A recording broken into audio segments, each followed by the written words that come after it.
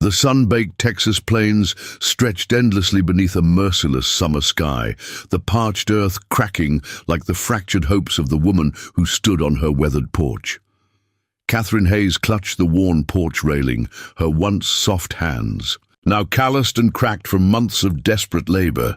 At 36, she had already lost everything that once made life sweet, her beloved husband Michael, her modest dreams of prosperity, and now, as the drought claimed their final crops, even the promise of survival for her 4 hungry children. The silhouette of the lone rider who materialized on the shimmering horizon that fateful August afternoon seemed merely another cruel mirage in a landscape defined by scarcity. What Catherine couldn't possibly know, what no one in the struggling settlement of Redemption could have anticipated, was that tragedy had guided an unexpected guardian to her doorstep. A warrior whose own devastating losses mirrored her own, and whose presence would forever alter the course of their desperate lives, challenging everything she thought she understood about survival, prejudice, and the profound connections forged in life's most desolate moments. Before we jump back in, tell us where you're tuning in from, and if this story touches you, make sure you're subscribed, because tomorrow I've saved something extra special for you. The unrelenting Texas. Heat beat down upon the Hayes homestead, driving even the insects into whatever shade they could find. Catherine wiped the sweat from her brow with the back of her hand, leaving a streak of dirt across her forehead. The well was down to mud, the garden withered beyond salvation, and the single milk cow had gone dry 3 days earlier. 6 months. Since Michael's death from typhoid, and each day pushed her family closer to the precipice. "Mama, Elijah won't stop crying," called 10-year-old Hannah from the cabin doorway, her thin face pinched with worry as she balanced her 2-year-old brother on her hip. The child's sobs could be heard even across the yard, a desperate sound that twisted Catherine's heart. "It's his teeth and the heat," Catherine replied, forcing a calm she didn't feel as she crossed the hard-packed earth toward her eldest daughter. "Fetch some of that willow bark tea we made yesterday. It might help with the pain." Behind Hannah appeared 7-year-old Abigail and 5-year-old Samuel, their clothes hanging loose on frames that had grown too thin too quickly. Catherine took Elijah from Hannah's arms, feeling the unnatural heat of his small body against her chest. His cries subsided momentarily as he recognized his mother's embrace, his tear-streaked face turning to nuzzle against her neck. The tease. "Gone, Mama," Abigail reported solemnly. "Samuel spilled what was left this morning." Catherine swallowed her frustration. "Then we'll make do without," she murmured, gently bouncing Elijah as she led the children back inside the cabin. The interior offered little respite from the heat, but at least it provided shade. Catherine settled into the rocking chair Michael had crafted for her during her first pregnancy, continuing to soothe Elijah while mentally cataloguing their remaining provisions. 2 cups of cornmeal, half a jar of molasses, a handful of dried beans, perhaps enough for 1 more day if stretched carefully. "What will we eat tonight, Mama?" Samuel asked, his small face serious as he sat cross-legged on the floor, carefully placing pebbles in patterns as Michael had once taught him. The innocent question hung in the air like a physical weight. Catherine had been asking herself the same thing since dawn, when she'd scraped the bottom of their food barrel for the meager breakfast she'd divided among the children. "God will provide," she finally answered, the words sounding hollow even to her own ears. Her faith, once as solid as the oak beams that supported their cabin, had been tested beyond endurance these past months. Hannah, wise beyond her years since her father's death, met Catherine's gaze with understanding that no child should possess. "I'll check the snare's parset before he got sick," she said quietly. "Maybe something's wandered in." Catherine nodded gratefully. The rabbit snares hadn't yielded anything in weeks, but the activity would occupy Hannah and Samuel, giving Catherine a moment to think, Take your brother with you. Abigail can help me with Elijah." Once the older children had departed, Catherine placed the fussing toddler on a quilt on the floor, where Abigail could entertain him with a carved wooden horse, the last gift Michael had made before falling ill. Alone for a moment in the kitchen area, Catherine pressed her palms against the rough wooden table and allowed herself 10 seconds of pure terror. 10 seconds to acknowledge the truth that they would not survive another week without help. 10 seconds to confront the reality that her children were slowly starving before her eyes. Then, as she had done every day since Michael's passing, she straightened her shoulders and began moving forward again. There must be some solution she hadn't considered, some way to stretch their remaining food or find more. The settlement of Redemption lay 15 miles to the east, but she had exhausted all charity there. The last time she had ventured into town, the shopkeeper's wife had pressed a small sack of cornmeal into her hands with apologetic eyes. "The drought's hitting everyone hard," the woman had whispered. "This is all we can spare." Reverend Thornton had offered prayers, but no substantial aid. "The collection plate has been nearly empty these past months," he'd explained, genuine regret in his voice. "But the Lord will provide for the faithful widow." Catherine had nodded and accepted his blessing, knowing even then that providence would require a more tangible form than prayers. A desperate plan began forming in her mind. The Hargrove Ranch lay 10 miles to the north, a prosperous operation, run by a family rumored to be fair but hard-nosed business people. Perhaps they would have work for her, something she could do to earn food for her children. It was a long journey on foot in this heat with 4 children, but what choice remained? The sound of running footsteps interrupted her thoughts. Hannah burst through the door, her face flushed with excitement. "Mama, there's a rider coming, a stranger!" Catherine's heart leapt to her throat. Strangers in these parts could mean many things, few of them good for a woman alone with 4 children. Deserters from both armies still roamed the frontier years, after the war's end, along with opportunists who preyed on vulnerable homesteads. "Take your siblings to the back room," she instructed, reaching for Michael's old shotgun above the door. "Stay quiet until I call for you." Hannah ushered the younger children quickly into the small bedroom as Catherine checked that the weapon was loaded. Michael had insisted she learn to handle the gun after Indians had raided a homestead 20 miles west the year before he died. She had never fired it at anything more threatening than a snake, but her hands remembered the weight, the balance. Through the small window beside the door, Catherine watched the approaching rider. The figure seemed to materialize out of the heat waves, a lone horseman moving at an unhurried pace. As he drew closer, she could make out a tall man atop a paint horse. Something about his silhouette seemed unusual. Not the typical cowboy or drifter, with the shotgun held ready but pointed downward. Catherine stepped onto the porch. The rider stopped at a respectful distance, making no move to approach further without invitation. Now she could see him clearly, and her breath caught in her throat. A Comanche warrior sat astride the paint horse, his copper skin glistening with sweat in the afternoon sun, high cheekbones framed dark, assessing eyes that regarded her with equal wariness. His long black hair was braided with a single eagle feather, and he wore a mixture of traditional dress and what appeared to be cavalry trousers. A rifle was secured to his saddle, but his hands rested loosely on the pommel, far from the weapon. For a long moment they simply regarded one another across the yard, the desperate widow with her shotgun and the Comanche warrior atop his horse. Stories of Comanche raids had terrorized the Texas settlements for decades, though treaties had reduced such incidents in recent years. Still, the sight of a lone warrior this close to her isolated homestead sent fear coursing through Catherine's veins.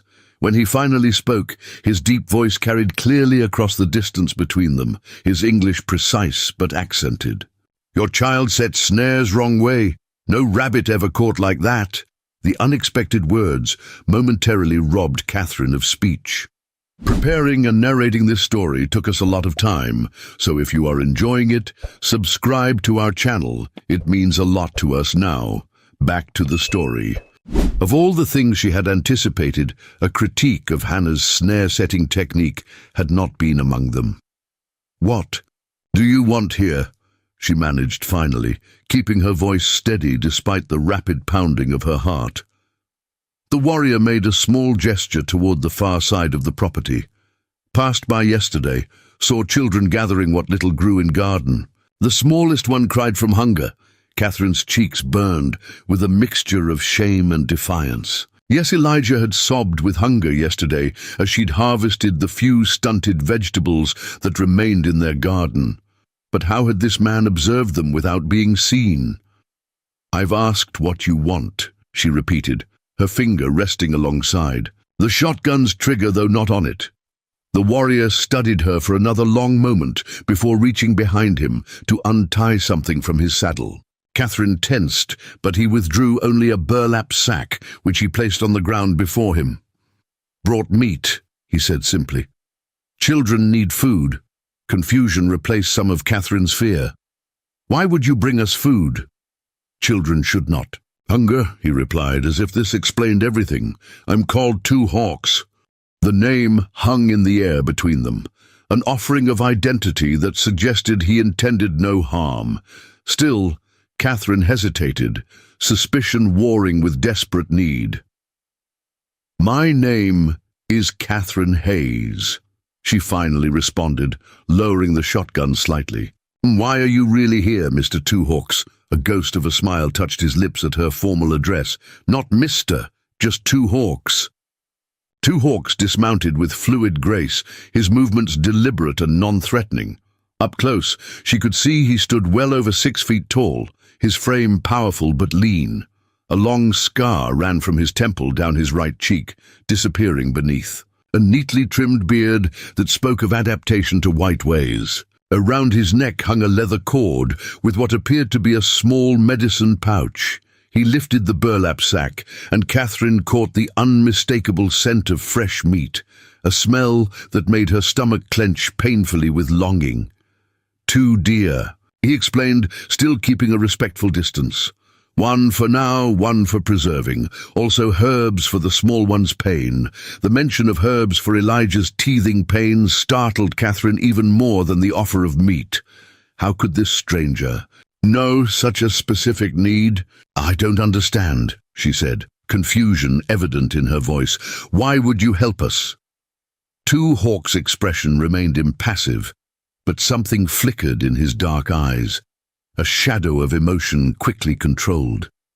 "The land speaks of your struggle," he said simply, "and I have seen too many small graves." Before Catherine could respond, the cabin door creaked open behind her. Hannah stood there, her protective instincts having overcome her mother's instruction to remain hidden. "Mama?" Her daughter's voice wavered with uncertainty. Two Hawks remained perfectly still, making no move that might frighten the child. Catherine was torn between ordering Hannah back inside and acknowledging that their desperate circumstances left little room for caution. If this man truly offered food, could she afford to turn him away based on fear alone? "It's all right," she said finally, though she didn't fully believe it herself. "Two Hawks has brought us supplies." Hannah's eyes widened as she took in the imposing figure of the Comanche warrior. To Catherine's surprise, her daughter stepped fully onto the porch, her small shoulders squared with a courage that painfully echoed her father. "Are you really a Comanche?" Hannah asked directly, her voice steadier than Catherine would have expected. Two Hawks inclined his head slightly. "Yes, from the Quahadi band. Pa said Comanches were the fiercest warriors on the plains," Hannah continued, earning a sharp "Hannah" from her mother. Two Hawks' expression remained neutral, but Catherine thought she detected a flicker of respect in his gaze as he regarded the child. "Your father spoke truth," he replied evenly. but even warriors know when fighting time is done. Something in his tone suggested layers of meaning beyond the simple words. Before Catherine could ponder this further, the other children appeared in the doorway, drawn by Hannah's example. Abigail clung to the doorframe, her eyes wide with a mixture of fear and fascination. Samuel stepped boldly onto the porch, attempting to mimic his sister's courage, while little Elijah, momentarily distracted from his discomfort, stared openly at the stranger. "These are your children?" Two Hawks asked, though the answer was obvious. "Yes," Catherine replied, moving instinctively to gather them closer. Hannah, Abigail, Samuel, and Elijah. Two Hawks studied each child briefly, his gaze lingering on Elijah, whose flushed cheeks and irritable whimpering clearly indicated his distress. "The small one's teeth cause pain," he observed. "I have medicine that will help, if you permit." The formal request for permission surprised Catherine. Everything she had ever heard about the Comanche emphasized their fierceness, their pride. This man's quiet dignity and careful respect for her authority over her children contradicted all she had been taught to expect. In that moment, looking from the precious faces of her hungry children to the burlap sack that promised their survival, Catherine made her decision. She lowered the shotgun completely. "We would be grateful for any help you can provide," she said quietly, her pride secondary to her children's needs. Two Hawks nodded once, accepting her decision without comment. He picked up the sack and approached slowly, giving her ample time to reconsider or show any sign of discomfort. When he reached the porch steps, he paused, waiting for explicit permission to enter her domain. "Please," Catherine gestured toward the cabin door. "Come in." As Two Hawks followed her inside, Catherine couldn't possibly know that this moment, this desperate acceptance of help from the most unexpected source, would alter the course of all their lives.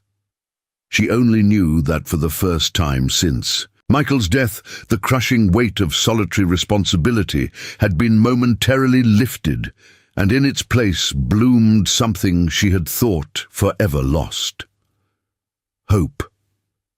The significance of a Comanche warrior entering their home was not lost on the children. They watched wide-eyed as Two Hawks placed the sack on the table and carefully unwrapped its contents. Fresh venison, already butchered into manageable portions, lay alongside bundles of herbs, roots, and what appeared to be dried berries. The sight and smell of the meat made Catherine's empty stomach clench painfully. "How do you know about teething pain?" she asked, as Two Hawks selected a small pouch from among the herbs. "Had a son," he replied, his voice so soft she almost didn't hear it. "Know the signs." The past tense hung in the air between them, heavy with unspoken loss. Catherine didn't press further, recognizing the careful control in his expression, the same mask she wore when speaking of Michael. Two Hawks opened the small pouch and removed what looked like a piece of dried root. "Chew this to softness," he instructed, handing it to Catherine. "Then let the small one gnaw, numbs pain, helps sleep." Catherine hesitated only briefly before accepting the root. Desperation had a way of overriding caution, and Elijah's constant discomfort had worn on all of them. "Thank you," she said simply. As she prepared the root for Elijah, Two Hawks turned his attention to the venison. With quick, efficient movements, he separated a portion for immediate cooking and indicated how the rest should be prepared for smoking and preservation. "Salt?" he inquired, glancing around the sparse kitchen. "Very little," Catherine admitted. "Not enough for proper preserving." Two Hawks nodded, unsurprised. "We'll show different way. Smoke and herbs keep meat good through many days." His knowledge of practical survival techniques transcended cultural boundaries, and Catherine found herself watching his methodical preparations with growing appreciation. This was not charity offered with condescension, but practical assistance from one who understood the harsh realities of frontier life. By the time the first portion of venison was cooking in Catherine's cast-iron skillet, Elijah had fallen into a peaceful sleep, the teething root having provided blessed relief. The older children hovered near the stove, drawn by the aroma of cooking meat, a smell absent from their home for too long. "Where did you learn to hunt deer?" Samuel asked. "Two hawks," his initial wariness overcome by boyish curiosity. "All Comanche boys learned to hunt before walking well," Two Hawks replied, his expression softening slightly at the child's interest. "Like you will learn." Samuel's face lit up at the suggestion that he might be taught such skills. "Pa was going to teach me when I got bigger, but he got sick." An uncomfortable silence followed this innocent observation. Catherine busied herself with the cooking, fighting the familiar tightness in her throat that accompanied any mention of Michael. "What sickness took your husband?" Two Hawks asked quietly. "Typhoid," Catherine replied, keeping her eyes on the skillet. 6 months ago, the doctor from town came too late." Two Hawks nodded once, accepting this information without empty condolences. "Hard country for those alone," he observed, his gaze taking in the signs of struggle evident throughout the cabin, the patched clothing, the worn blankets, the empty larder. "We manage," Catherine responded automatically, the pride that had sustained her these past months reasserting itself. Two Hawks' dark eyes met hers, seeing through the brave facade to the desperation beneath. "No shame in needing help when the river runs dry," he said simply. "Even the strongest buffalo seeks water where it flows." The practical wisdom of this statement struck Catherine deeply. She had been so determined to stand alone, to prove she could sustain her family without assistance, that she had nearly allowed pride to overcome their very survival. Before she could respond, Hannah approached Two Hawks, her natural caution overcome by desperate hope. "Will you stay?" she asked directly, "at least until we learn how to set the snares properly?" The question hung in the air, loaded with implications that transcended a simple request for hunting instruction. Catherine held her breath, caught between maternal protectiveness and the undeniable recognition that they needed precisely the skills this man possessed. Two Hawks studied Hannah's face, then looked to Catherine, clearly indicating that the decision remained hers alone. "We have a small storage shed," Catherine found herself saying. "It's not much, but it offers shelter from the sun and rain. You would be welcome to use it, if you wish to stay a few days." The offer surprised even her. A Comanche warrior staying on her property would raise eyebrows throughout the county, if anyone knew of it. But they were isolated here, rarely receiving visitors, especially during the drought when everyone focused on their own survival. Two Hawks considered her words carefully. "The deer must be smoked properly. Takes 3 days. I will show how," he finally replied, neither accepting nor rejecting the implied invitation to remain longer. For now, this non-commitment was enough. As Catherine served the venison, ensuring each child received a proper portion before taking any for herself, she observed Two Hawks declining food until all the children had been served. It was a small gesture, but one that spoke to character, more clearly than words. Later, as twilight settled over the parched landscape and Two Hawks prepared to move his horse to the corral for the night, Catherine stood on the porch watching him, still unsure what twist of fate had brought this enigmatic man to their homestead precisely when they needed help most desperately. "Why did you really stop here?" she asked when he returned, the question that had lingered throughout the evening finally finding voice. "There are other struggling homesteads. Why us?" Two Hawks was silent for a long moment, his gaze directed toward the horizon, where the setting sun painted the sky in shades of orange and violet, colors too beautiful for a world that had shown such cruelty. 4 moons ago I buried my wife and son," he finally said, his voice low but steady. "Smallpox from the trading post. Your children remind me of what was lost." The simple statement contained volumes of grief. Catherine understood all too well. Before she could offer condolences that would seem as inadequate to his loss as others had been to hers, Two Hawks continued. "When the heart breaks, there are two paths. One leads to darkness, the other to finding purpose again." He turned to face her directly, his expression resolute. "I choose the second path." As night fell fully upon the Hayes homestead, Catherine watched from the cabin window as Two Hawks built a small fire near the storage shed, its flickering light a beacon in the darkness.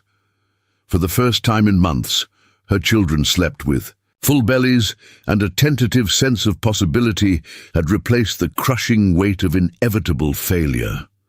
What tomorrow would bring, she couldn't know, but for tonight at least, the precipice of desperation had receded just enough to allow for rest, and perhaps even hope. The rising Texas sun transformed the Hayes homestead, casting the humble cabin in golden light that belied its precarious state. Catherine woke before dawn, a habit formed from necessity since Michael's passing. For a disorienting moment, the events of the previous day seemed like a desperate dream, a Comanche warrior appearing with life-saving provisions, just as hope had abandoned her. Then she heard the rhythmic sound of chopping outside, and reality settled around her shoulders once more. From the small window, she observed Two Hawks constructing a smoking rack near the storage shed that now served as his temporary shelter. His movements were economical, each stroke of the axe precise. Already he had assembled a frame of green branches and was splitting smaller pieces for the rack itself. The deliberate efficiency of his work spoke of a lifetime of self-reliance. "Is he still here?" Hannah whispered, appearing at Catherine's elbow. In sleep, her daughter's face had relaxed into childhood again, the premature worry lines momentarily erased. "Yes," Catherine confirmed, smoothing Hannah's tousled hair. "He's building something to smoke the venison." Hannah nodded, processing this information with the seriousness that had become her hallmark since her father's death. Samuel talked about him all night, asked if he could learn to track like a Comanche. Catherine sighed, recognizing the potential complications of her children's fascination with their unexpected guest. "Two Hawks offered help when we needed it most, but he'll move on soon enough. Don't get too attached." Even as she spoke the words, Catherine recognized their hollow ring. After months of isolation and struggle, any human connection, particularly one that promised survival skills they desperately needed, would inevitably impact her children. "Elijah slept through the night," Hannah observed, changing the subject. That root medicine worked, it was true. For the first time in weeks, the toddler had slept peacefully, the teething pain temporarily abated. One small mercy in a landscape that had offered few. The day unfolded with a sense of purpose that had been absent from the homestead for months. Under Two Hawks' direction, the venison was prepared for smoking, some cuts rubbed with wild herbs. Catherine didn't recognize, others sliced thin for faster preservation. The children watched the process with fascination, particularly Samuel, who shadowed the Comanche's every move with undisguised admiration. "Why are the herbs different for each piece?" the boy asked, pointing to the various preparations. Two Hawks regarded Samuel with patient attention. "Different cuts, different needs. Thick meat needs stronger smoke. Thin pieces need gentle protection." He selected a sprig of something pungent. "This keeps flies away. This," he indicated another herb, "fights sickness in the meat." As they worked, Catherine noticed how naturally Two Hawks adapted his explanations for the children, simplifying concepts for Samuel's understanding while offering more detailed information when Hannah or Abigail showed interest. His evident comfort with children contradicted everything she'd been led to believe about Comanche warriors, whose reputation for ruthlessness dominated frontier tales. By midday, with the smoking rack operational and the venison properly arranged, Two Hawks turned his attention to the homestead itself. Without comment, he began examining the cabin's exterior, his practiced eye noting the loose boards, the sagging corner of the porch, the roof that threatened to leak with the next substantial rain. "Your home needs work before winter," he observed, matter-of-factly, rejoining Catherine where she stirred a venison stew, their first substantial meal in weeks. "Winter feels distant in this heat," she replied, though she knew he was right. The cabin had deteriorated rapidly since Michael's death, her limited carpentry skills insufficient for proper maintenance. Two Hawks gestured toward the horizon, where clouds were building, not the promising thunderheads that might break the drought, but the harbingers of seasonal change. "3 moons, cold comes, roof will not hold." Catherine followed his gaze, a familiar anxiety tightening her chest. Even with the immediate threat of starvation temporarily addressed, countless other challenges loomed. The well running dry, the deteriorating shelter, the isolation that would become more pronounced when winter mud made the roads to redemption impassable. "I can make repairs," Two Hawks offered, his tone neutral, neither pressing nor withdrawing. "Have skills with wood," the offer hung between them, practical assistance that transcended charity. Catherine recognized it as such and felt a measure of her pride ease. "I would be grateful," she acknowledged, "but I have little to offer in exchange." Two Hawks shook his head once, dismissing her concern. Exchange not needed between those who walk difficult paths. The simple philosophy struck Catherine deeply. Since Michael's death, her interactions with others had become increasingly transactional, calculating what little she could trade for necessities, measuring the dwindling resources against growing needs. Two Hawks' approach suggested a different economy altogether, one based on mutual recognition of struggle rather than ledgers of debt and credit. Their conversation was interrupted by Samuel's excited shout from the edge of the property. "Riders coming! 3 men on horses!" Catherine's stomach clenched with apprehension. Visitors were rare and rarely brought good news. She exchanged a glance with Two Hawks, who had already shifted position slightly, placing himself at an angle that allowed clear view of the approaching riders, while maintaining a respectful distance from Catherine, close enough to assist if needed, far enough to avoid any appearance of impropriety. The subtle repositioning wasn't lost on Catherine. This man read situations with the same precision he applied to building the smoking rack, assessing components, anticipating stress points, adjusting accordingly.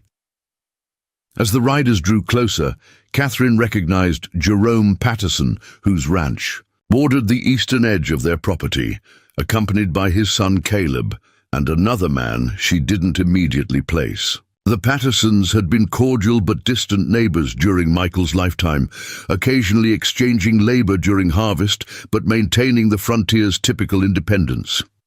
"Mrs. Hayes," Jerome called as they approached the yard, his gaze shifting immediately to Two Hawks. The rancher's weathered face revealed nothing, but his hand moved subtly closer to the rifle secured to his saddle. "Mr. Patterson," Catherine acknowledged, wiping her hands on her apron as she moved toward the riders. "What brings you our way?" Jerome dismounted, his movements deliberate, while Caleb and the third man remained on horseback, their postures alert.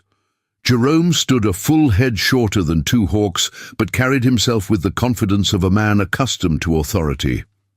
"Passing. I noticed smoke," he replied, his tone carefully neutral. "Wanted to ensure everything was in order." The hesitation spoke volumes. Smoke from the meat-preserving fire had drawn their attention, but Two Hawks' presence clearly constituted their actual concern. "We're managing well, thank you," Catherine responded, equally measured. "Two Hawks has been kind enough to assist with some repairs." Jerome's gaze flicked between Catherine and the Comanche, assessing the situation. "That's so," he finally said. "Didn't realize you were acquainted with any of the local tribes." Two Hawks remained impassive, his expression revealing nothing of his thoughts as the exchange unfolded. "Two Hawks brought venison when our supplies ran low," Catherine explained, feeling an unexpected defensiveness rise within her. "He's shown us how to preserve it properly." Caleb, barely 20 and filled with the reckless confidence of youth, leaned forward in his saddle. "Mighty peculiar, a lone Comanche offering help to a white woman," he observed, his tone edged with insinuation. Catherine felt heat rise to her cheeks, not embarrassment but indignation. Before she could respond, Hannah stepped forward from where she'd been observing the exchange. "He helped when no one else did," the girl stated plainly, her young voice clear in the tense silence. "Elijah was crying from hunger, and two Hawks brought food." The simple truth, delivered with a child's directness, hung in the air. Catherine placed a protective hand on Hannah's shoulder, both restraining and supporting her daughter's boldness. Jerome had the grace to look momentarily discomforted. The third rider, who had remained silent, finally spoke. "Mrs. Hayes, perhaps we could speak privately." His voice carried the educated cadence of the eastern states, at odds with his frontier clothing. Now Catherine placed him, William Huxley, recently arrived from Boston to establish a trading post in Redemption. His presence alongside the Pattersons was unexpected. "Anything you wish to say can be said here," Catherine replied, unwilling to be separated from her children or to show discourtesy to two Hawks after his generosity. Huxley adjusted his spectacles, his discomfort evident. "Very well. I've recently acquired your husband's outstanding debt from Thornton's General Store. With interest, the amount comes to $87. The figure struck Catherine like a physical blow. She had known of Michael's arrangement. With Thornton, credit extended to see them through the previous year's difficult harvest, but not the total sum. "I was given to understand those debts were settled," she managed, remembering Michael's assurance months before his illness that he had worked out an arrangement with the shopkeeper. "I'm afraid not," Huxley countered smoothly. "I have the promissory note with your husband's signature. As his widow, the obligation falls to you." Catherine's mind raced.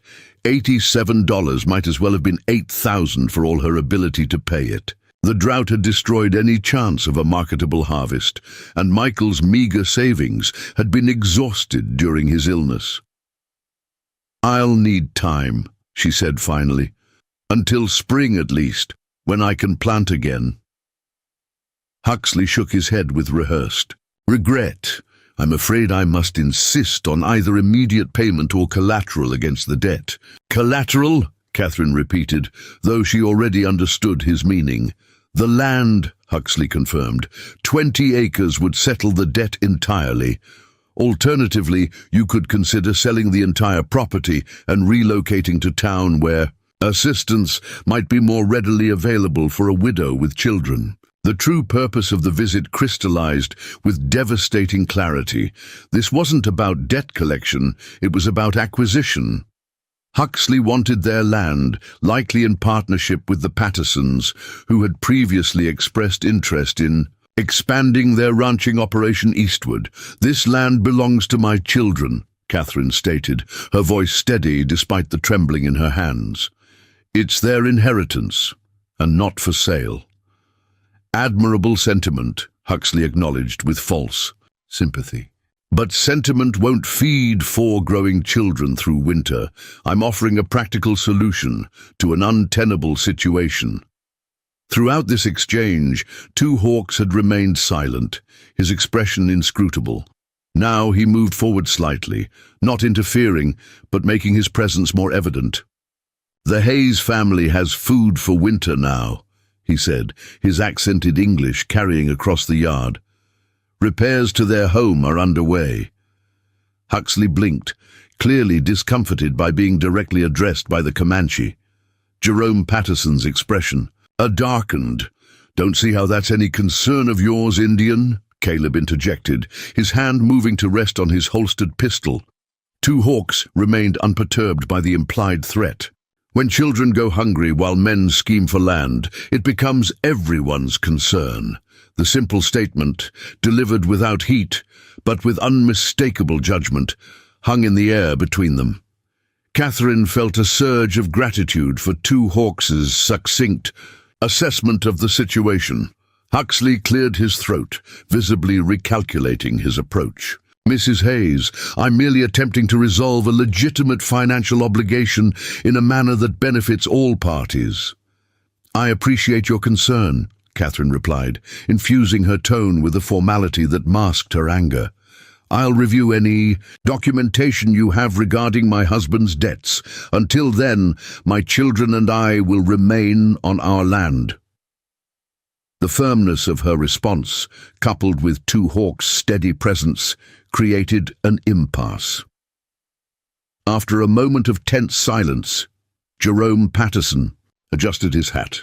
We'll be on our way then, he announced, though his gaze lingered on Two Hawks with undisguised suspicion.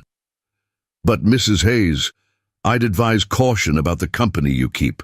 Folks in Redemption might misinterpret a Comanche staying on your property.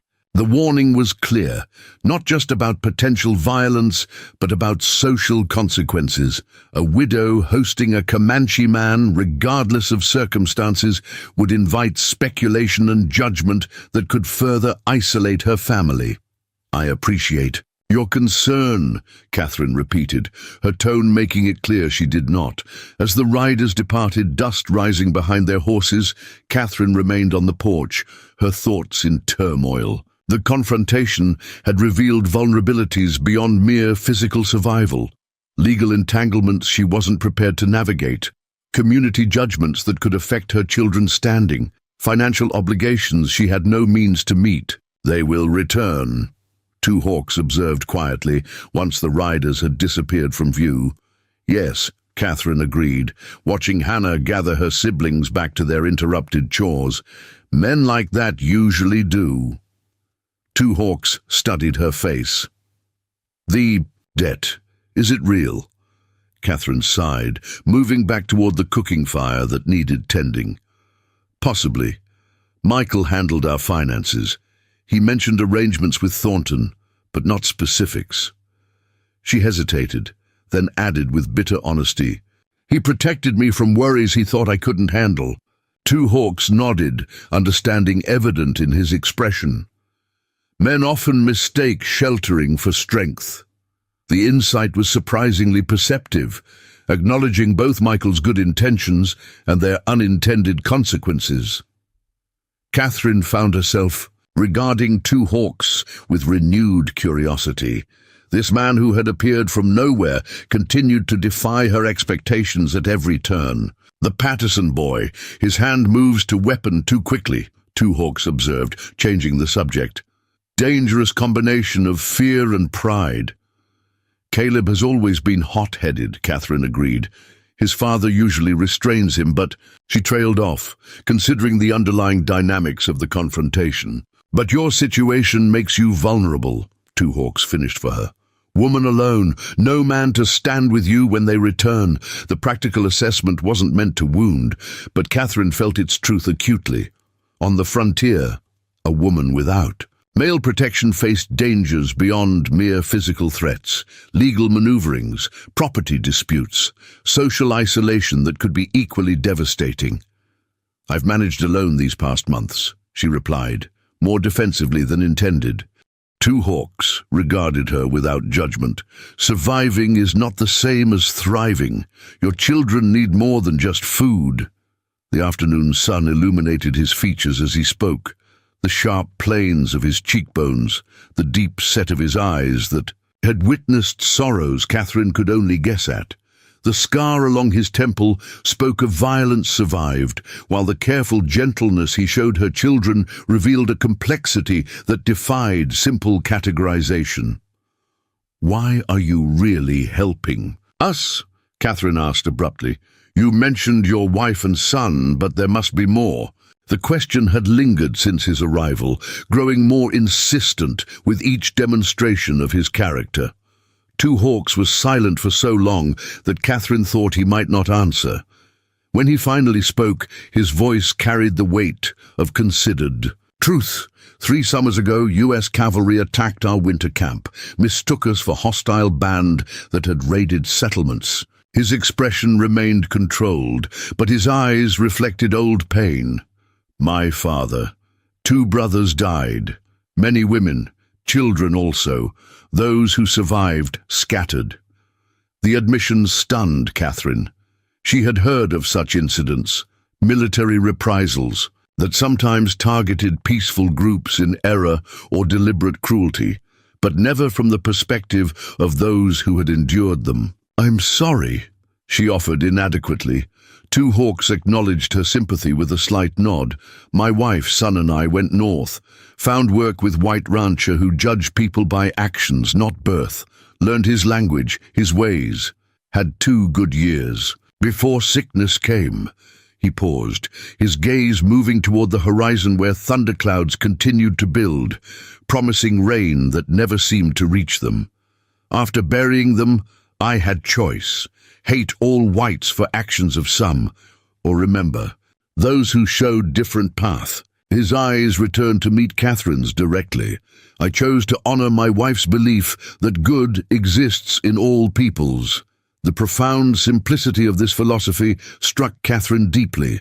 Her own grief had narrowed her world to the immediate struggle for survival, leaving little room for larger questions of how to live beyond mere existence.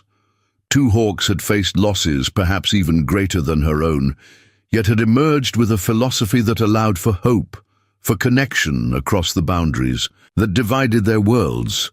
Before she could respond, Samuel's excited voice called from near the smoking rack. "Two Hawks!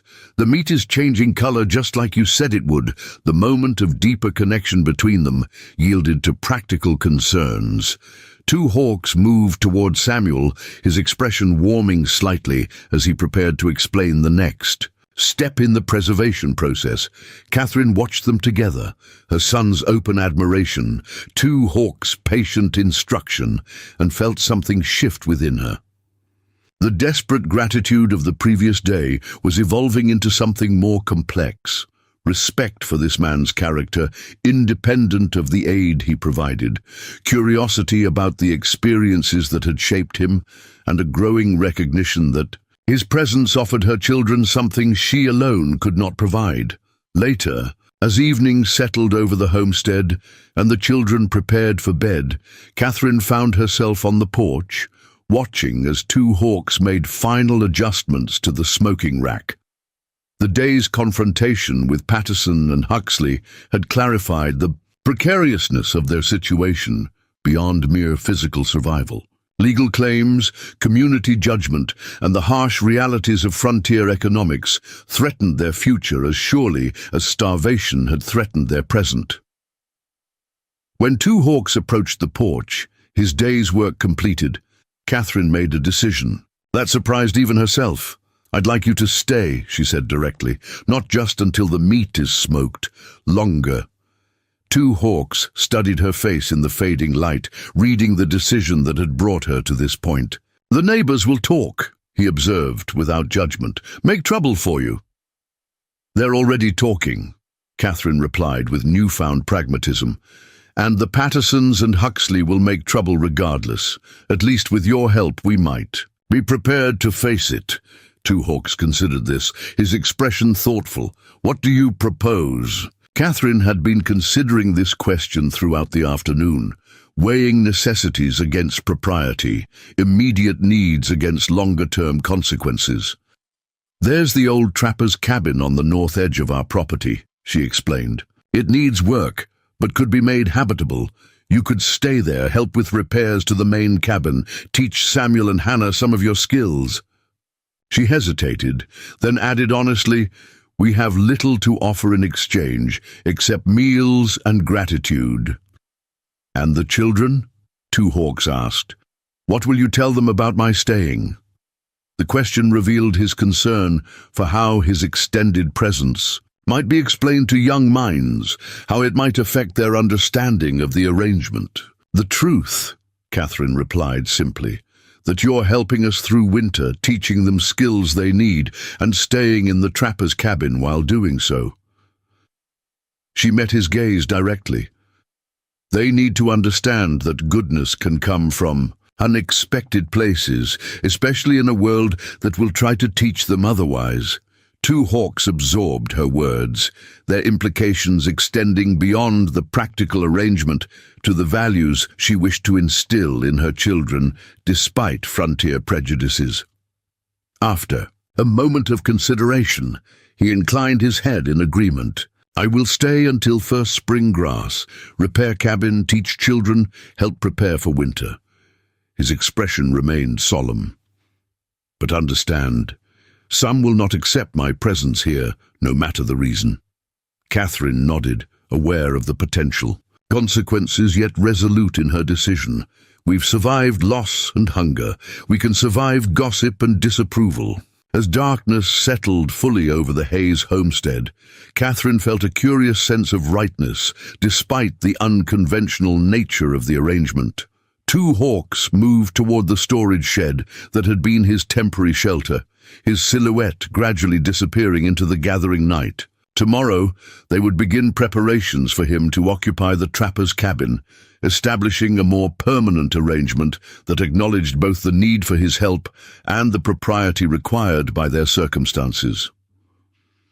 In the quiet of the cabin, as Catherine checked on her sleeping children, she recognized that something fundamental had shifted within her.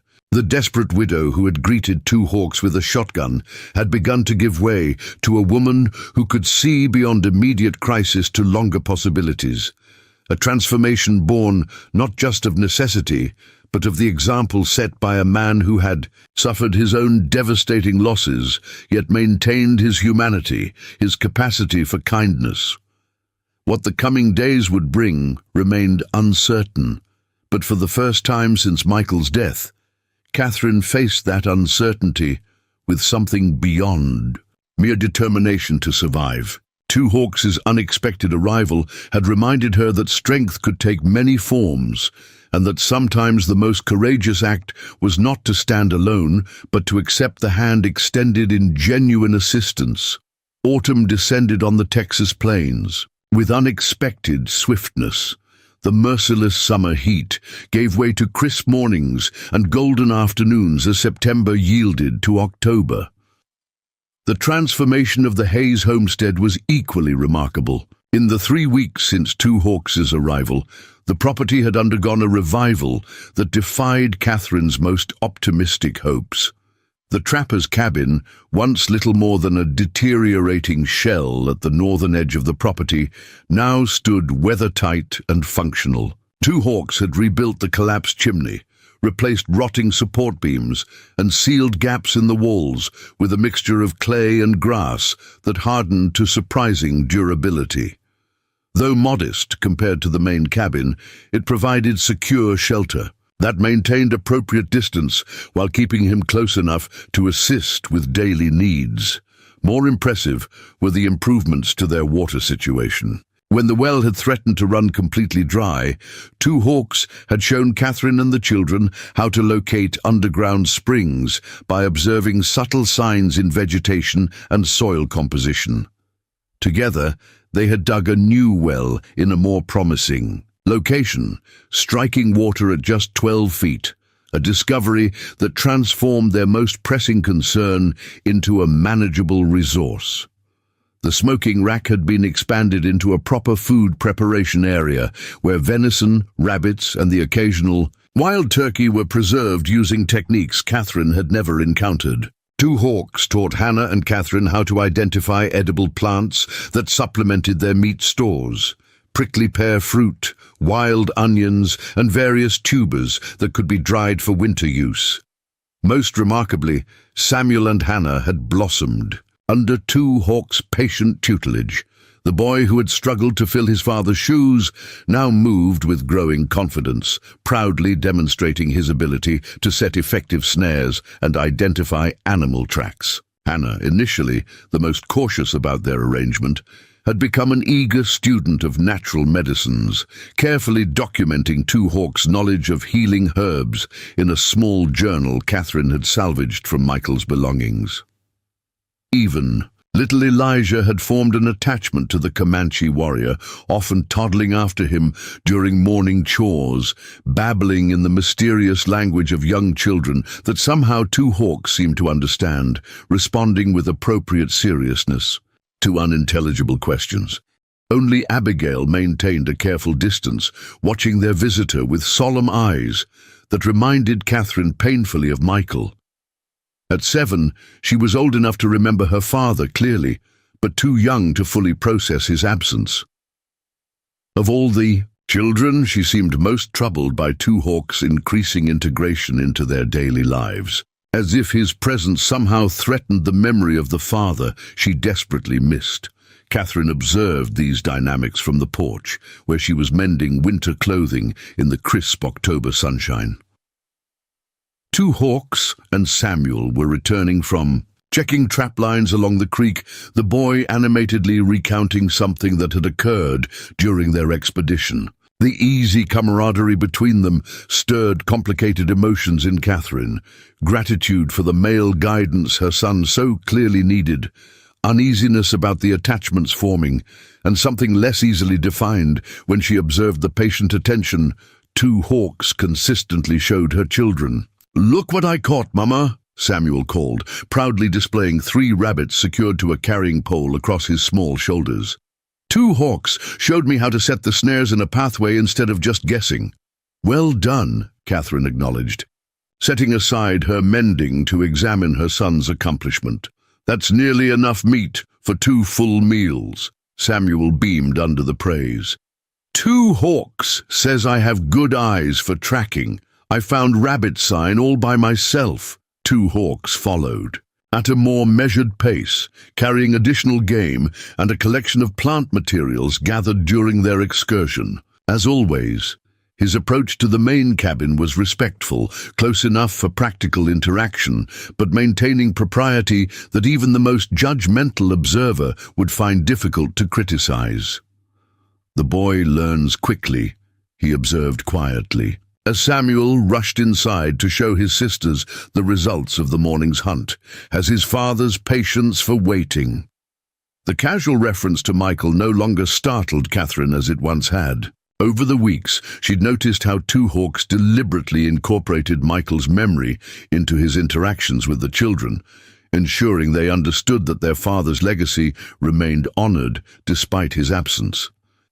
It was a kindness she hadn't anticipated, this careful preservation of Michael's place in their family narrative, even as Two Hawks provided skills and support the children desperately needed.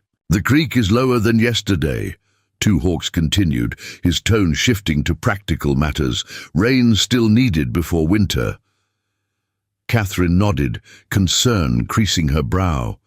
Though their immediate survival was no longer in question, thanks to improved food stores and water management, the persistent drought threatened longer-term stability.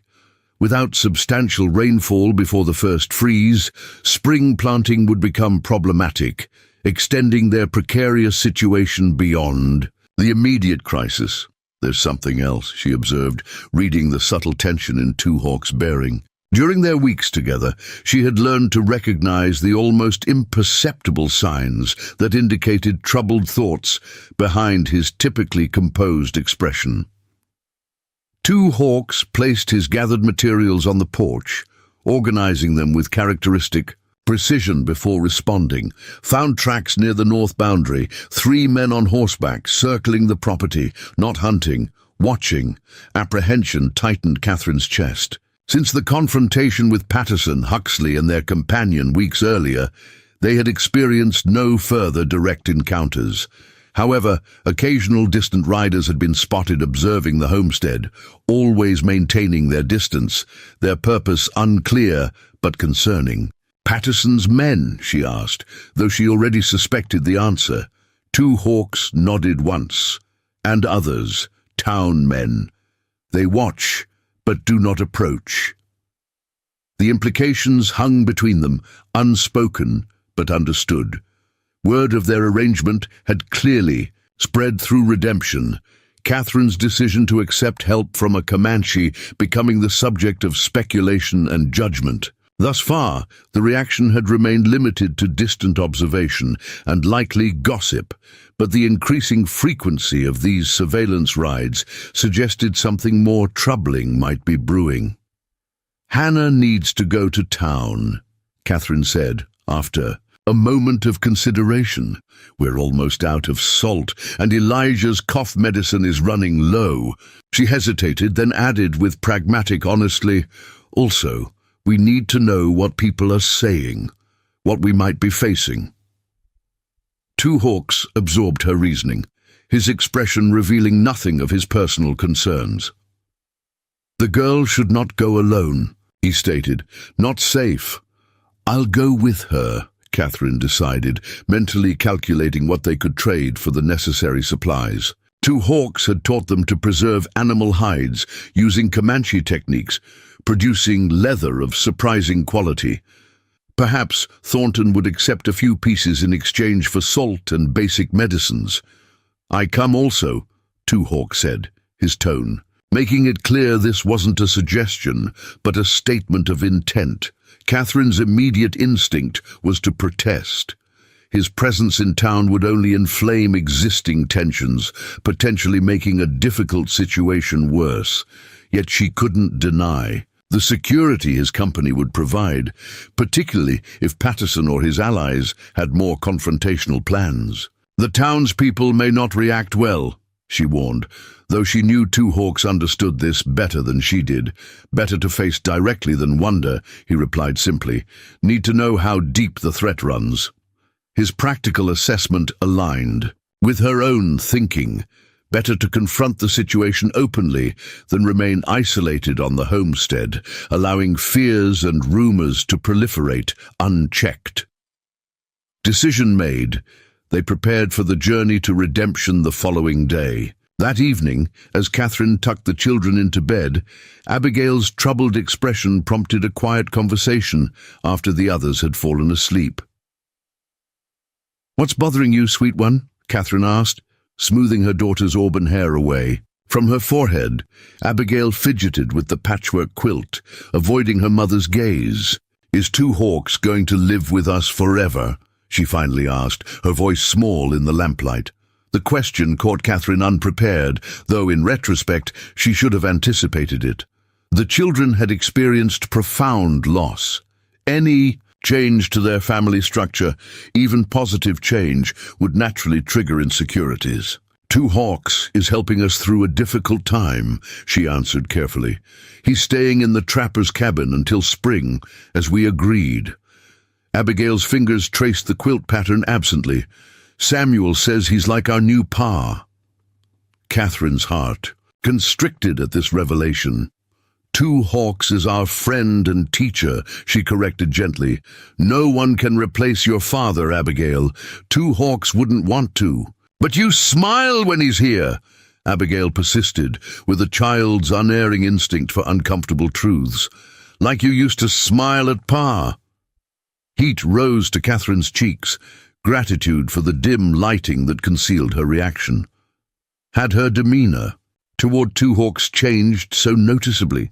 She had been careful to maintain appropriate boundaries, to frame their arrangement in terms of mutual assistance rather than personal attachment. Yet she couldn't deny that his steady presence had become a source of comfort beyond practical aid.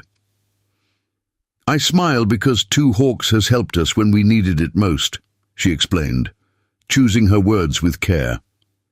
"That makes me grateful, not because he's replacing your father." Abigail considered this explanation, doubt evident in her expression. "Pa wouldn't want an Indian living on our land," she stated with the conviction of absolute certainty. "He said they couldn't be trusted." The declaration startled Catherine. Michael had expressed wariness about the Comanche, true, but he had never been a man of blanket judgments. His concerns had been practical rather than prejudiced, understandable caution in a frontier region with a complex history of conflict. Your father believed in judging people by their actions, not their birth, Catherine corrected gently. Two Hawks has shown nothing but kindness to our family. I believe your father would recognize that. Abigail fell silent, neither accepting nor rejecting this perspective. Catherine pressed a kiss to her forehead, understanding that her daughter's concerns wouldn't be resolved in a single conversation. Children processed grief differently than adults, and Abigail's resistance to Two Hawks' presence might be as much about preserving her father's memory as about the man himself. Sleep now, Catherine murmured. We have a long journey tomorrow. Later, as she prepared for her own rest, Catherine found herself reflecting on Abigail's observations.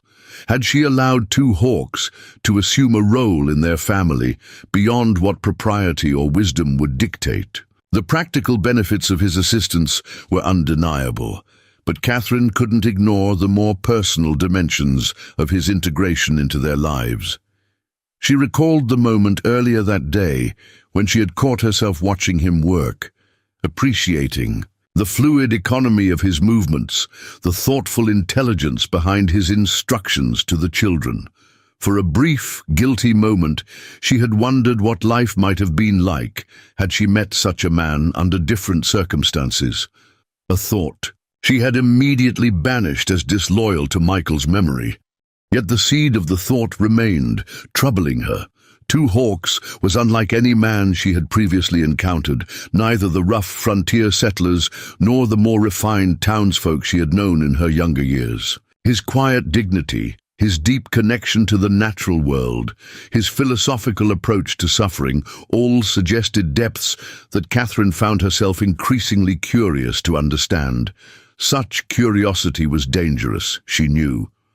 A widow with 4 children had no business entertaining even passing thoughts about a man from a culture so different from her own, particularly when their living arrangement already invited speculation. Catherine resolved to be more careful in her interactions with Two Hawks, maintaining gratitude while guarding against deeper attachment. Morning brought overcast skies and a chill wind that hinted at the possibility of actual rainfall. Catherine, Anna and Two Hawks prepared for the journey to redemption, loading several carefully prepared hides onto their single wagon.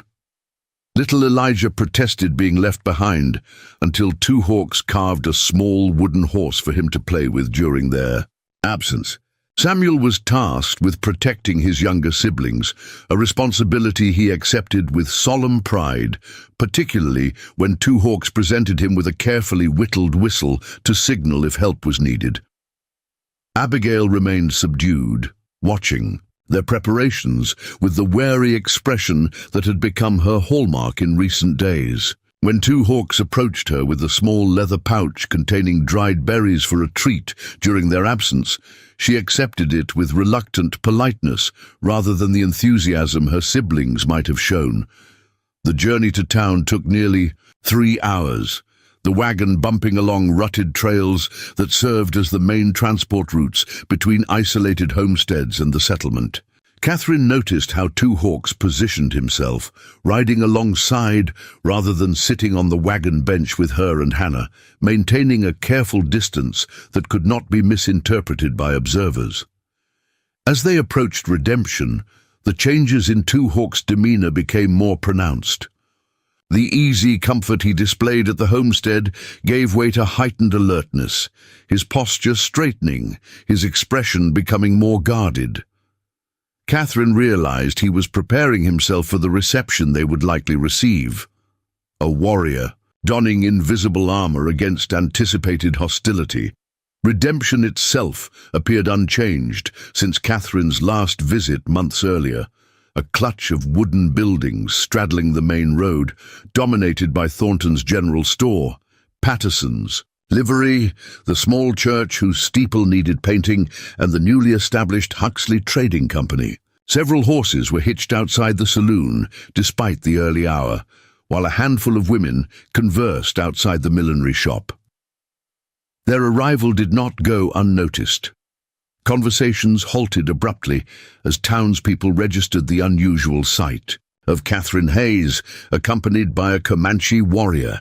Hannah instinctively moved closer to her mother, while Two Hawks maintained his position, close enough to protect if needed, distant enough to deflect the most obvious criticisms. "Stay close to me," Catherine murmured to Hannah as they approached Thornton's store, "and let me do the talking." The bell above the door announced their entrance with cheerful incongruity. Inside, the store was occupied by 3 women examining fabric bolts and an elderly man discussing seed prices with Thornton himself. All conversation ceased immediately. Thornton, a barrel-chested man whose initially friendly demeanor toward the Hayes family had cooled considerably following Michael's death, regarded them with barely concealed hostility. His gaze shifted immediately to Two Hawks, who had positioned himself near the doorway, neither fully entering nor remaining outside. A tactical position that allowed him to observe both the store interior and the street beyond. "Mrs. Hayes," Thornton acknowledged stiffly. "Didn't expect to see you in town." "Mr. Thornton," Catherine replied with deliberate normalcy, "we need salt and some basic medicines." The storekeeper made no move toward his supplies, his attention still fixed on Two Hawks. "Company you're keeping these days is causing quite a stir, Mrs. Hayes." The women examining fabric whispered among themselves, making no pretense of disinterest. In the unfolding confrontation, Hannah pressed closer to Catherine's side, her young face a study in controlled apprehension. "Two Hawks has been helping us prepare for winter," Catherine stated evenly. "We've brought hides to trade for supplies." She placed several of the carefully prepared skins on the counter. Their quality was evident even to an untrained eye, superior to the typically rough frontier tanning techniques, supple and unmarked. Thornton examined them with grudging appreciation despite himself.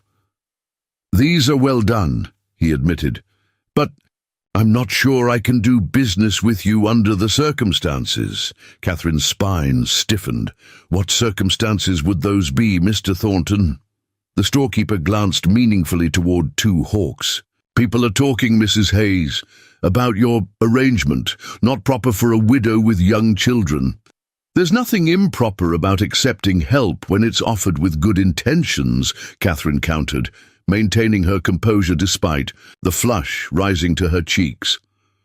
"Two Hawks stays in the trapper's cabin and has shown nothing but respect toward my family." Thornton leaned forward, lowering his voice, though not enough to prevent the eavesdropping women from hearing.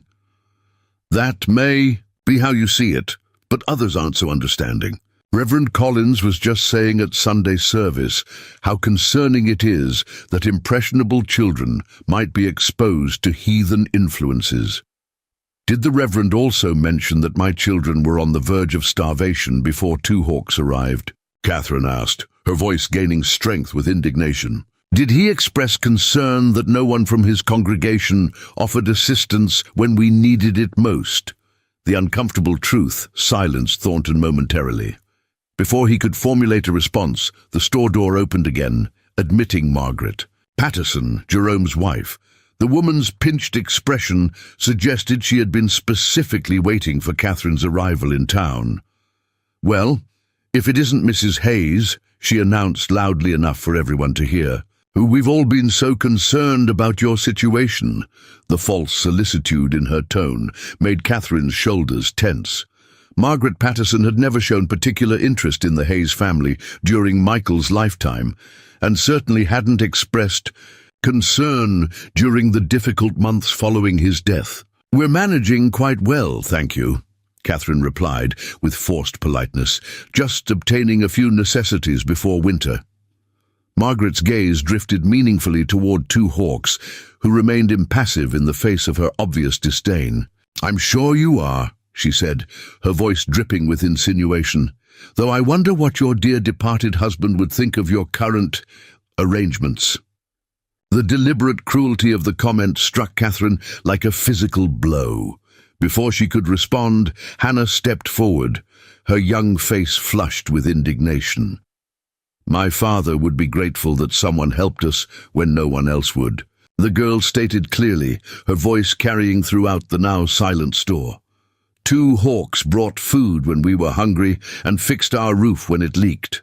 He teaches Samuel to hunt and shows me which plants can heal sickness.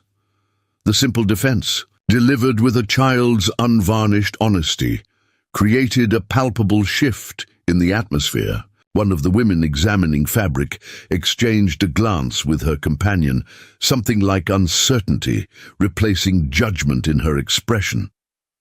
Margaret Patterson's face hardened.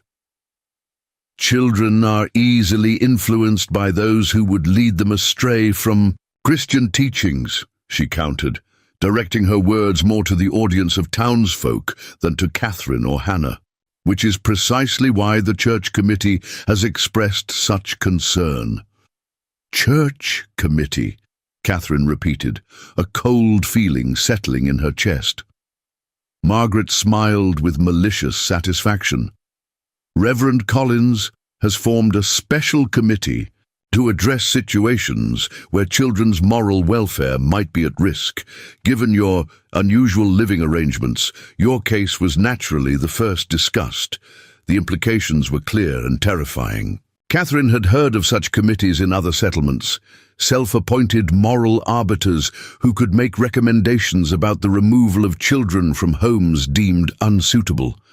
While lacking official legal authority, such groups often wielded considerable social power, particularly in isolated communities where the church represented the primary governing structure. My children are well cared for, well fed, and learning skills that will serve them throughout their lives, Catherine stated firmly, struggling to maintain composure despite the ice forming in her veins.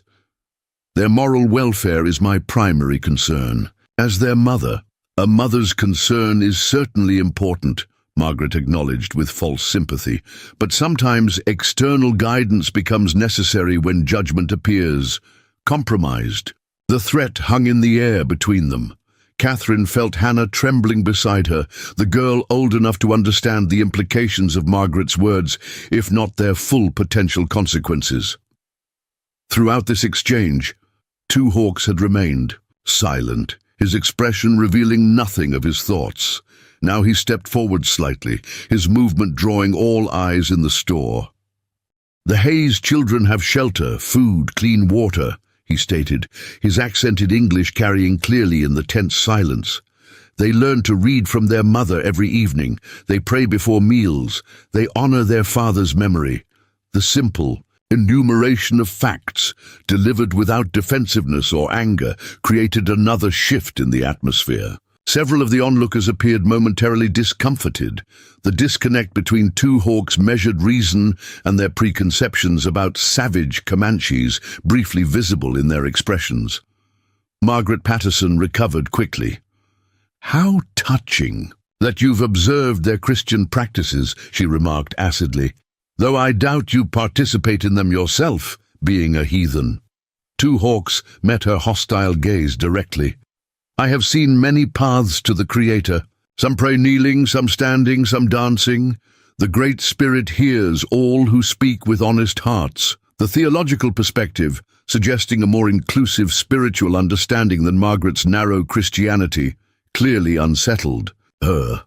Before she could formulate a response, the elderly man who had been discussing seeds with Thornton cleared his throat. "Leave the woman be, Margaret," he said, his voice carrying the weight of age and respected status. "Her children look healthier than they did all summer, and that's saying something considering the drought we've all endured."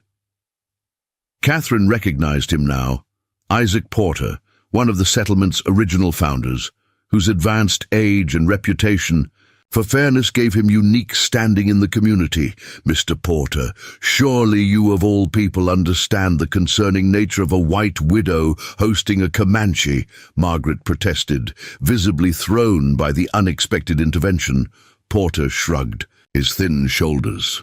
"What I understand is that folks were mighty quick to offer opinions about the Hayes family's welfare, but mighty slow to offer actual help when they needed it."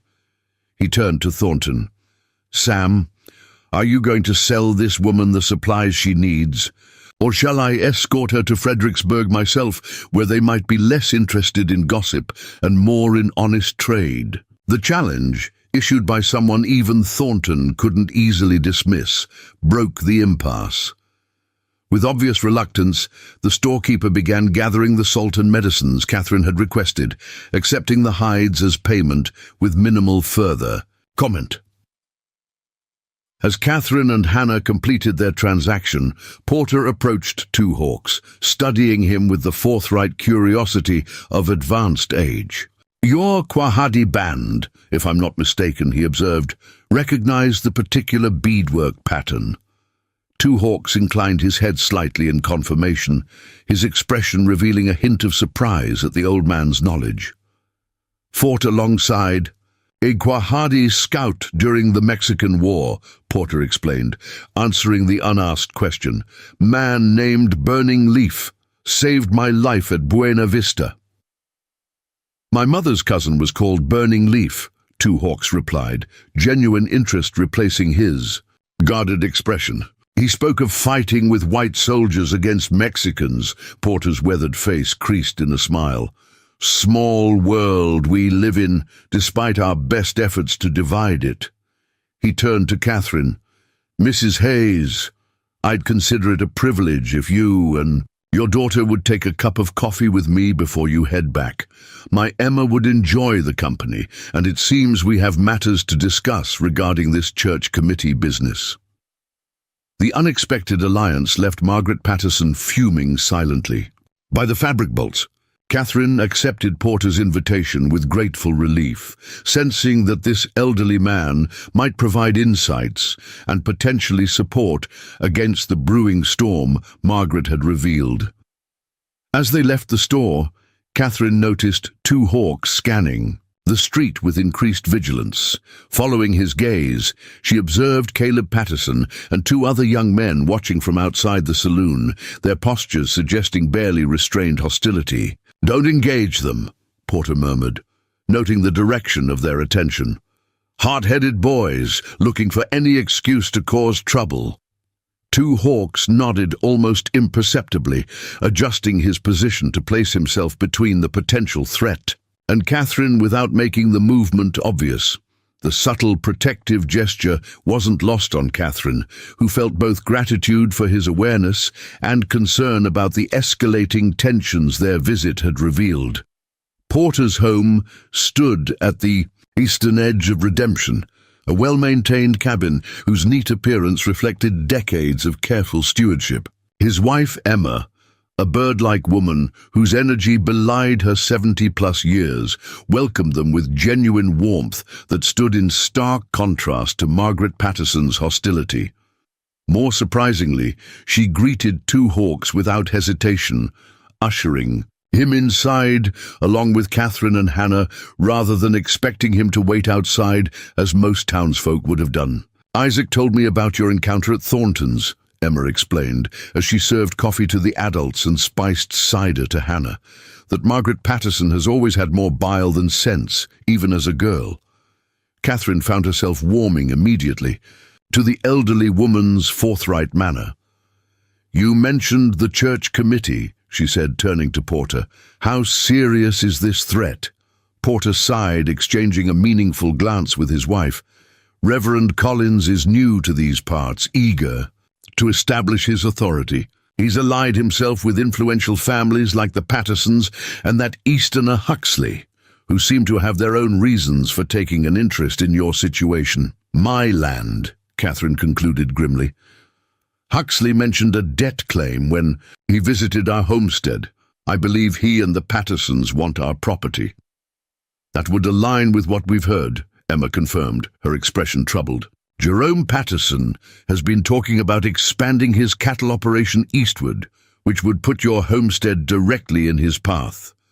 And the church committee provides convenient moral justification for what is essentially a land grab," Porter added, his disgust evident. "If they can establish that your children's welfare is at risk due to your association with Two Hawks, they could petition the circuit judge to remove them from your custody." The blunt assessment confirmed Catherine's worst fears. "On what grounds?" she asked, her voice steady despite the terror rising within her. "My children are well cared for. There's nothing improper about our arrangement. Facts matter less than perception in these situations," Porter replied honestly. "The committee is counting on prejudice and rumor to carry more weight than reality." Throughout this conversation, Two Hawks had listened silently, his expression revealing little of his thoughts. Now he spoke, his question directed to Porter. "This judge, is he fair man, or one who bends like grass in whatever direction the wind blows?" Porter considered this carefully. Judge Monroe is generally fair-minded, but he travels a large circuit and relies heavily on local testimony when making determinations, particularly in matters involving children. "Then we need witnesses who will speak truth," Two Hawks concluded, his practical approach to the threat revealing a sophisticated understanding of white legal systems that surprised even Catherine. "Precisely," Porter agreed, "and Emma and I will certainly testify to what we've observed today. Healthy children, appropriate behavior, and nothing to suggest impropriety in your living arrangements." The offer of alliance from such respected community members sent a wave of relief through Catherine. "We're grateful," she began, but Porter waved away her thanks. "This settlement was founded on the principle that folks help each other through hard times," he stated firmly. "Some seem to have forgotten that, but not everyone." As they prepared to depart, Emma pressed a package of freshly baked bread and several jars of preserved vegetables into Catherine's hands. "For the little ones," she insisted, "and bring them all next time you visit. I miss having children around." The unexpected kindness brought tears to Catherine's eyes. After weeks of isolation and now open hostility from many townspeople, the Porter's support felt like rain after drought, life-giving and desperately needed. The return journey began without incident, their wagon now loaded with the salt, medicines and unexpected gifts from the Porters. Two Hawks rode slightly ahead, his vigilance more pronounced than during their inbound journey. Catherine understood his caution. The confrontation at Thornton's store and the obvious hostility from the younger Patterson and his friends suggested their return trip might not pass unopposed. Her fears proved justified when they rounded a bend in the road approximately 5 miles from town. 3 riders blocked their path, Caleb Patterson flanked by the same young men who had watched from outside the saloon. Two Hawks signaled for Catherine to stop the wagon, positioning himself between the Hayes family and the potential threat. His posture remained relaxed despite the obvious danger, his hands resting visibly away from his weapons to avoid providing any excuse for aggression. "Mrs. Hayes," Caleb called, his tone falsely pleasant. "Thought we might have a word before you head back to your unusual household." Catherine felt Hannah press closer to her side on the wagon bench. "We have nothing to discuss, Mr. Patterson," she replied evenly. "Please let us pass." Caleb's expression hardened. "Actually, we do have matters to discuss. Primarily, how an Indian has taken up residence on land that rightfully belongs to white settlers. My homestead belongs to my family," Catherine countered, "and who I allow to assist us is my decision alone." The young man spat contemptuously onto the ground. "A woman alone doesn't always make the best judgments," he declared, echoing his father's earlier sentiment from their first confrontation with Two Hawks. "Sometimes needs guidance from those who understand bigger concerns." "The only concern I see is 3 armed men threatening a woman and child on a public road," Catherine responded, her fear transmuting into anger. "I doubt your father would approve of such behavior."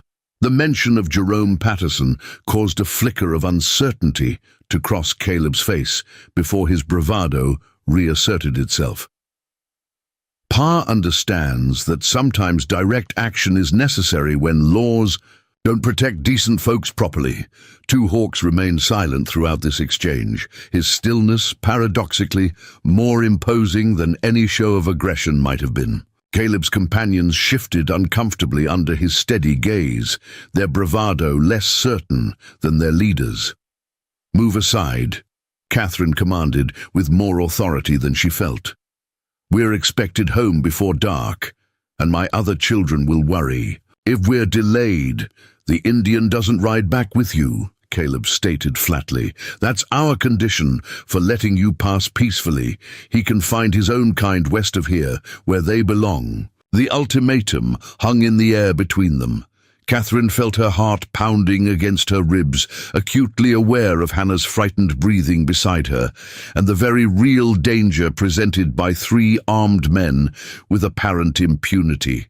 Before she could respond, Two Hawks spoke, his voice carrying clearly in the tense silence. "Violence against women and children brings no honor," he observed, addressing Caleb directly, "even among enemies." Caleb flushed at the implicit criticism. "We've got no quarrel with Mrs. Hayes or her children," he insisted. "Our concern is your presence where you don't belong.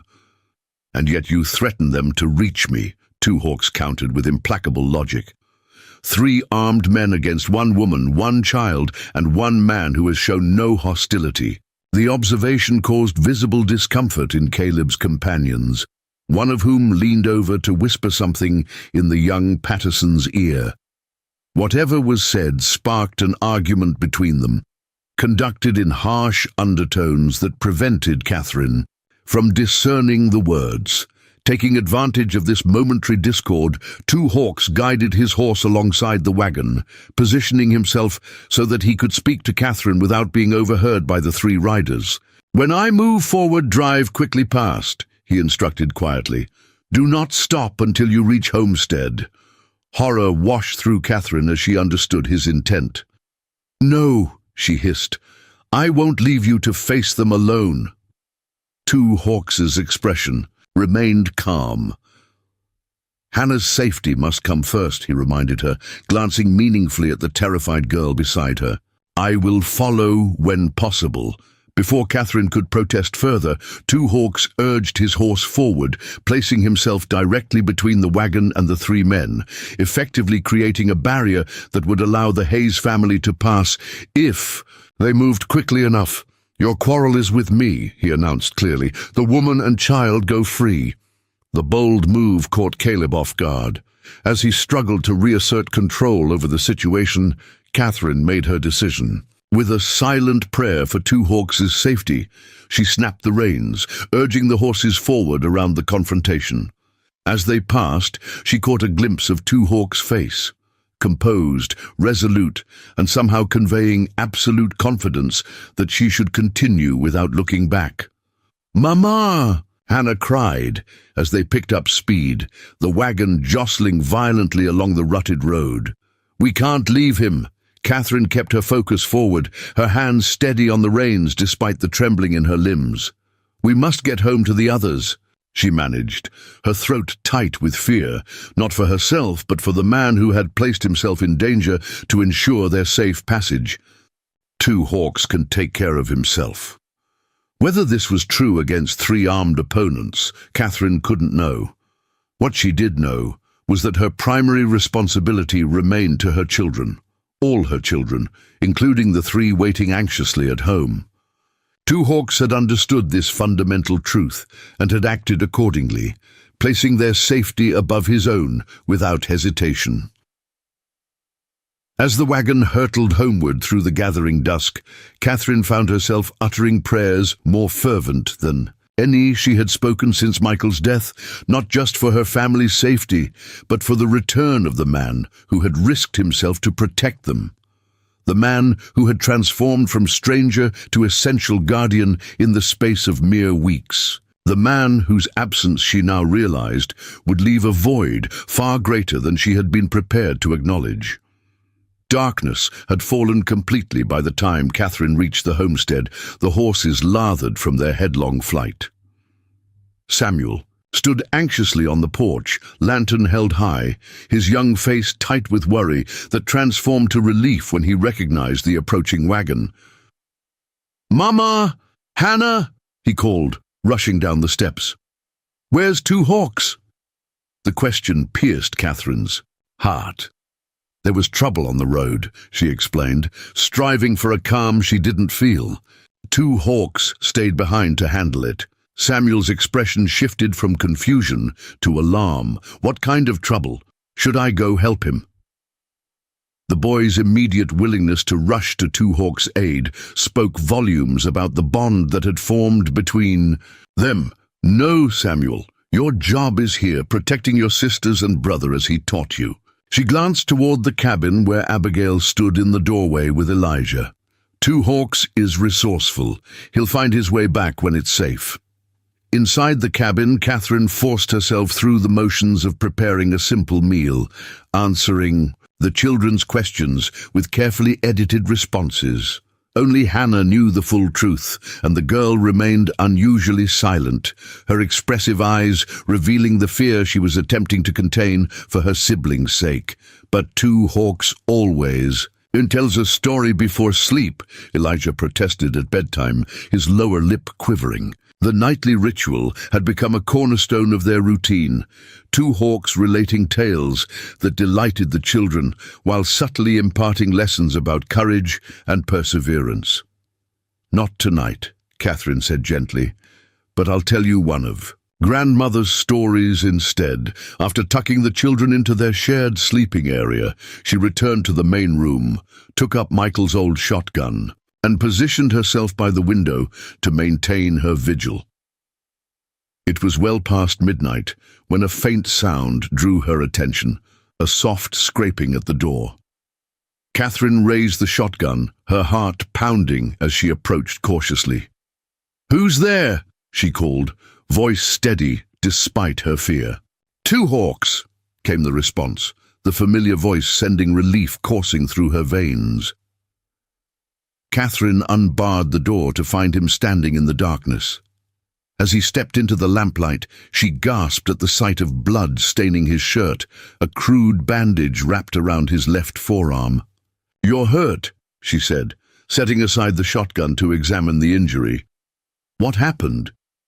Two Hawks allowed her to guide him to a chair, his movements betraying fatigue, though his expression remained composed. "Patterson's son has quick temper, poor judgment," he replied simply. "His friends have better sense." Catherine unwrapped the makeshift bandage to reveal a deep knife wound. Without asking questions, she gathered her meager medical supplies, clean cloths, whiskey for disinfecting, a needle and thread for stitching.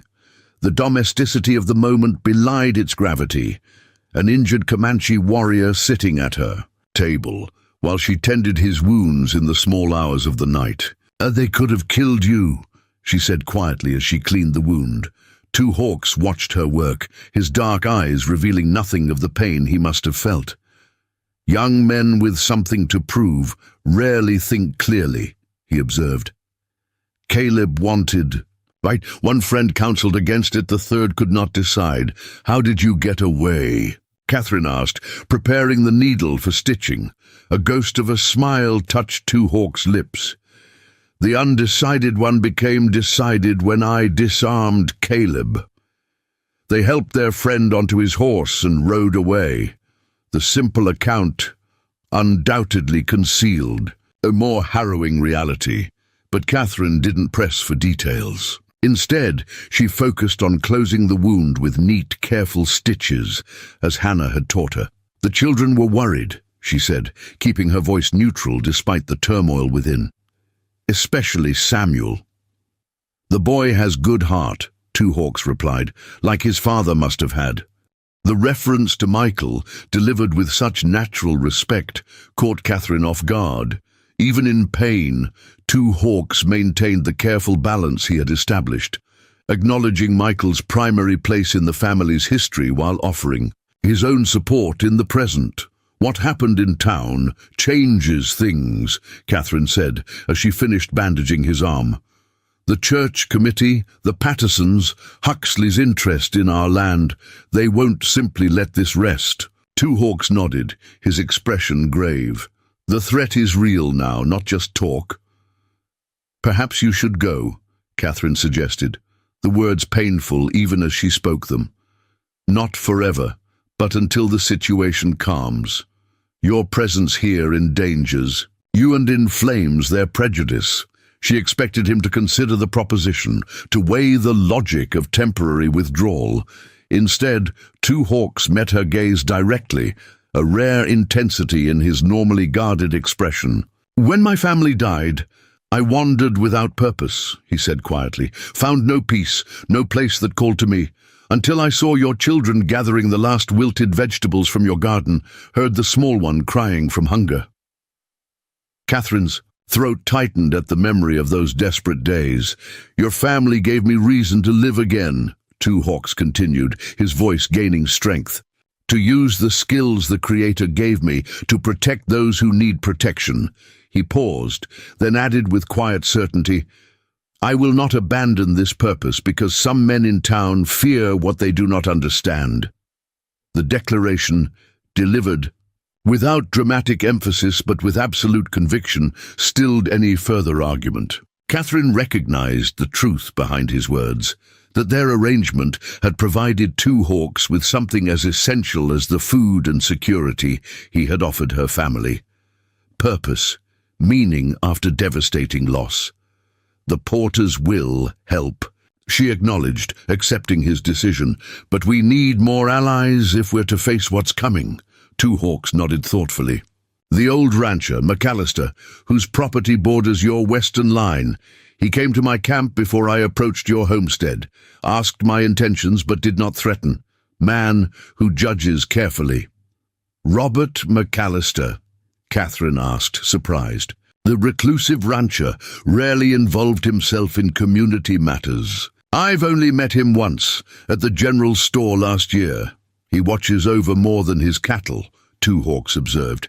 Sees what happens in this territory. Good man to have as friend in difficult times. Catherine considered this unexpected potential. Ally.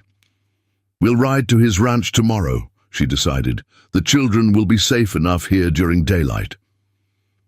As she spoke, a distant roll of thunder rumbled across the plains.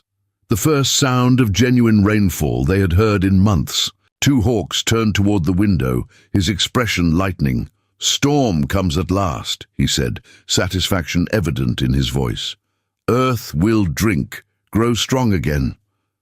Catherine moved to stand beside him, watching as lightning illuminated the drought-stricken landscape. The metaphor wasn't lost on her.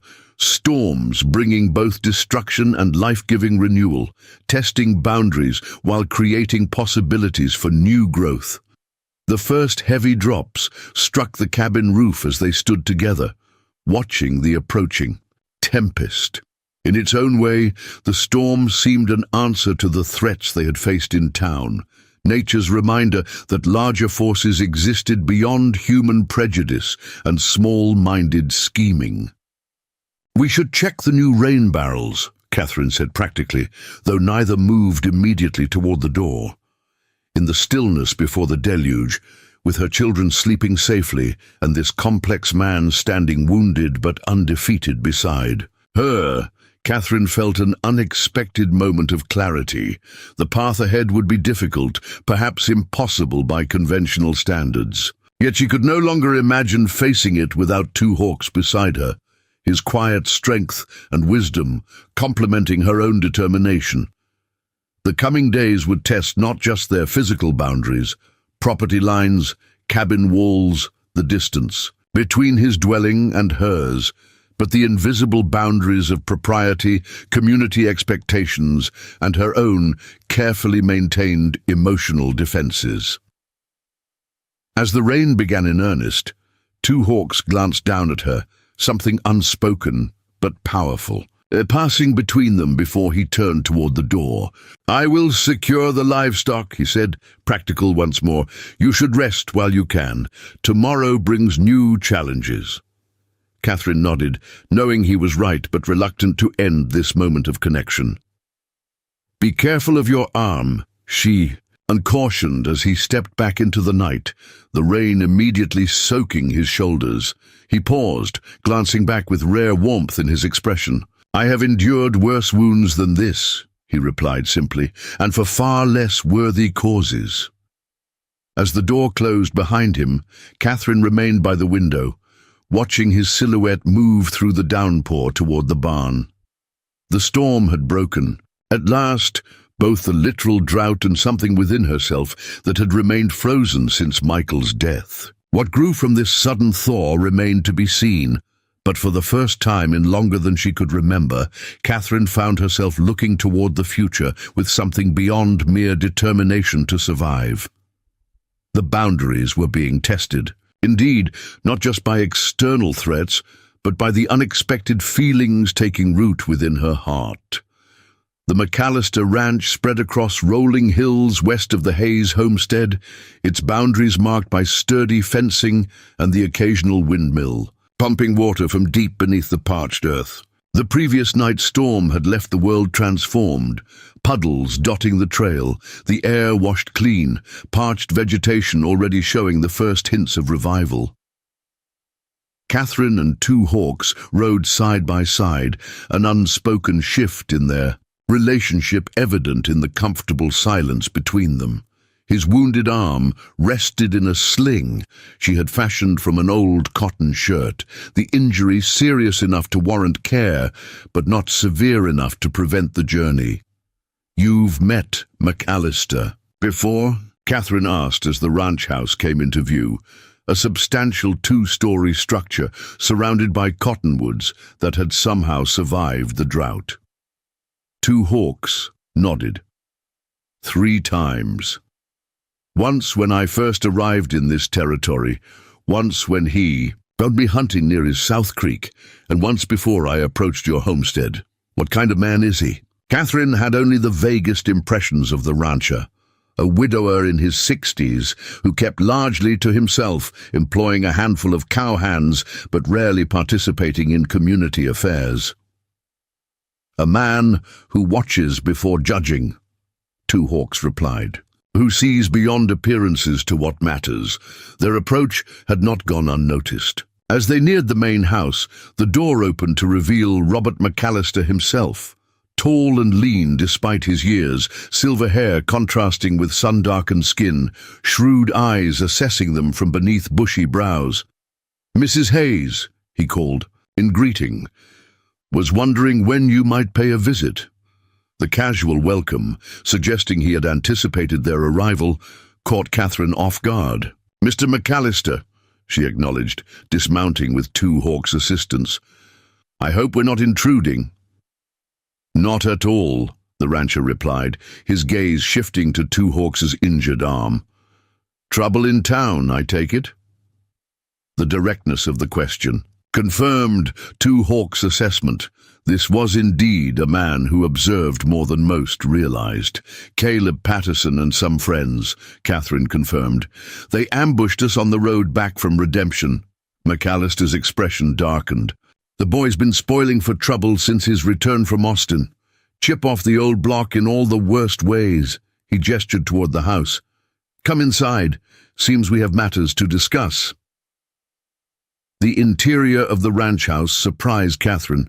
Spacious and well-appointed, with bookcases lining one wall and maps spread across a large oak table. Not the Spartan bachelor quarters she had expected, but the home of an educated man with interests beyond cattle.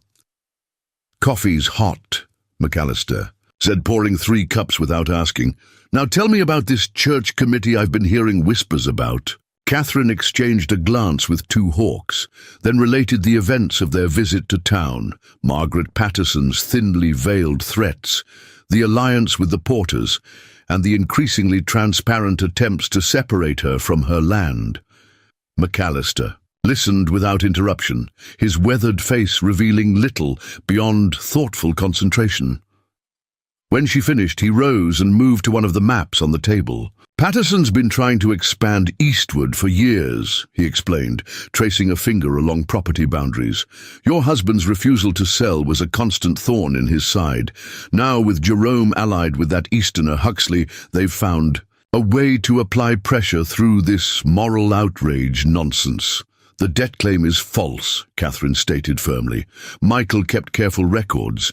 If there was an outstanding obligation to Thornton, I would have found documentation." McAllister nodded, unsurprised.